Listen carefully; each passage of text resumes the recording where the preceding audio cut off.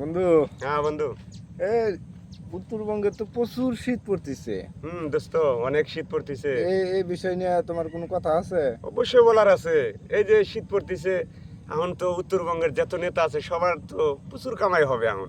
হ্যাঁ, উত্তরবঙ্গে অনেক কম্বল আসবে, হ্যাঁ, বিতরণ করার জন্য। হ্যাঁ, গরিব মানুষ তো কম্বল পাবেই না। দেখা যাচ্ছে যে নেতার বাড়িতেই বাস্কু ভরা, হ্যাঁ, সিন্দুক ভরা সব কম্বল হাজা হাজা পাজা করে থুবে। আমাদের গরিব মানুষ কেউ পাবে না।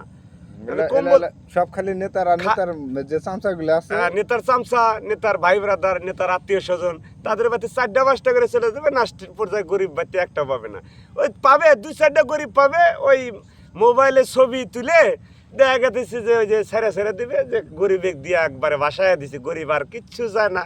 গরিব এবারকার শীতে দেখা যাবে যে একবারে এই কম্বলের মধ্যে হান্দা, আর ওই কম্বলের মধ্যে থেকে বাড়াবেই না।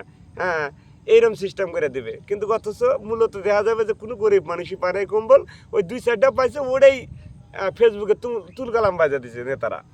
আরে শেখ মুজিবার 7 কোটি কম্বল নিয়ে এসো, শেখ মুজিবারই পায় নাই, তখন তো চোর কম আছিল। এখন ডাবল চোর, আরো ডাবল চোর বেশি। এখন।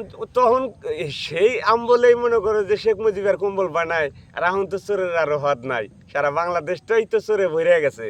হ্যাঁ, তে যাই হোক, এবারকার যে শীত আসতেছে আল্লাহ জানে গরিব মানুষ কেমন করবে, কেমনে বাঁচবে জানি না।